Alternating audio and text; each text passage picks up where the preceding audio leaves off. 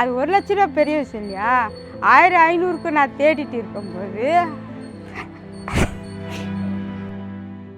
நாங்கள் எவ்வளோ கோடி வச்சுருந்தாலும் உன்ன மாதிரி மனசு வராது, நல்ல மனசுமா அவங்களுக்கு அப்படி நிறைய பேர் வாழ்த்துறாங்க. தூய்மை பணியின் போது சாலையில் கிடந்த 45 லட்சம் மதிப்புள்ள நகைகளை போலீஸ் நிலையத்தில் ஒப்படைத்து தனது நேர்மையினால் அனைவரின் கவனத்தையும் ஈர்த்திருக்கிறார் பத்மா.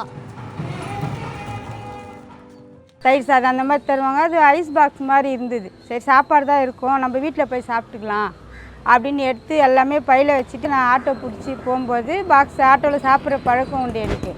இப்போ அந்த பாக்ஸை திறந்து பார்க்கும்போது ஐஸ் பாக்ஸு தயிர் சாதம் தான் எடுக்கும்போது பார்த்தா ஃபுல்லாக நகை. இப்போ தான் எங்கள் வீட்டுக்கார்ட்ட காமிச்சான். முதல்ல தூக்கி வா போகலான்னு அப்படியே வந்து யூட்டன் எடுத்து திரும்பி வந்து குத்துட்டார்.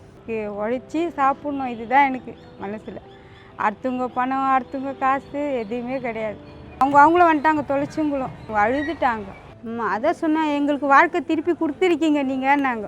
சில பேர் வந்து ஏன் கொடுத்த எடுத்துன்னு போக்குறதா நம்மளே கஷ்டப்படுறாங்க. சில பேர் அக்கா நீ கொடுத்தது நல்லது தான், இது மாதிரி சொல்கிறவங்களும் உண்டு, அது மாதிரி சொல்கிறவங்களும் உண்டு. கடிச்சா கொடுத்துட்டு போகிறோம். நான் அப்படி தான். இப்போ ரொம்ப நல்லா கவனிக்கிறாங்க. ஃபஸ்ட்டு நான் யார்கிட்டையும் பேசவும் மாட்டேன், இப்போ தான் எல்லோரும் மூஞ்சி பார்த்து பேசுகிறாங்க. பத்மா எங்கள் sincere worker, very good girl. இது வரைக்கும் அந்த மாதிரி பார்த்ததில்லை. எனக்கு அவன் சொன்ன உடனே எப்படியாவது இன்னைக்கு காலையில் பார்க்கணும் அப்படின்ட்டு வந்தேன். நான் நல்ல பொண்ணு. பத்மாவின் நேர்மையை பாராட்டும் விதமாக தமிழக முதல்வர் ஸ்டாலின் 1 லட்சத்துக்கான காசோலையை வழங்கி கௌரவித்துள்ளார்.